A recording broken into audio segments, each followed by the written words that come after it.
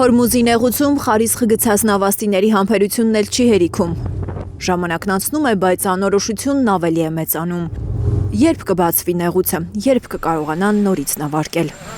ՄԱԿ-ում Իրանի դեսպանը հայտարարել է, որ Թեհրանը պատրաստ է վերականգնել Հորմուզի նեղուցում նավարկությունն ու էներգետիկ անվտանգությունը, եթե դադարի ռազմական լարվածությունը, Միացյալ Նահանգները վերացնի ծովային շրջափակումը։ Բայց ռազմական լարվածությունը թուլացնելու մտադրություն կողմերը կարծես չունեն էլ։ CNN-ը հղում անելով իր աղբյուրներին գրել է, որ Պենտագոնը Իրանում նոր թիրախների ցանկ է պատրաստել։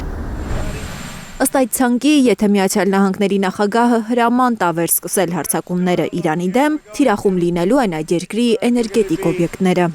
2 օր առաջ է Թրամփը փակ խորհրդակցություն անցկացրել ազգային անվտանգության հարցերով իր թիմի հետ։ Քննարկվել է Իրանի հետ հետագա անելիքները։ Ավելի վաղ Իրանի մասին քննարկումներ է Թրամփն անցկացրել Վիրջինիայում, Գոլֆի դաշտում։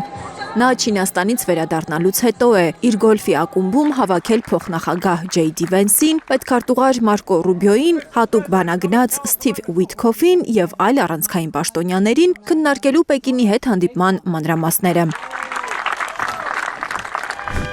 Մի այդպիսի հանդիպման էլ Թրամփի հետ սպասում է Իսրայելի վարչապետը։ ԱՄՆ նախագահի Չինաստան այցից հետո Բենյամին Նեթանյահուն ու Թրամփը դեռ չեն տեսել իրար։ Մենք հետևում ենք Իրանին առանց աչք թարթելու։ Ես այսօր նորից կխոսեմ մեր բարեկամ նախագահ Թրամփի հետ։ Կլսեմ նրա տպավորությունները Չինաստան այցից։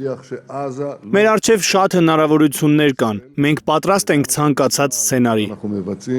Իրանում, Գազայում, թե Լիբանանի երկնքում իսրայելցի մարտիկները գիտեն իրենց գործը, հայտարարել է Նեթանյահուն։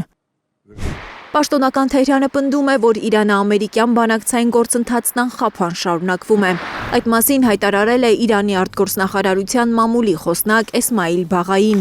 Ավելի վաղ իրանցի պաշտոնյաներից մեկը հայտարարել էր, որ Իրանը շուտով Պարսից ծոցի հարավային հատվածում շարքից հանելու է ամերիկյան բոլոր ռազմաբազաները։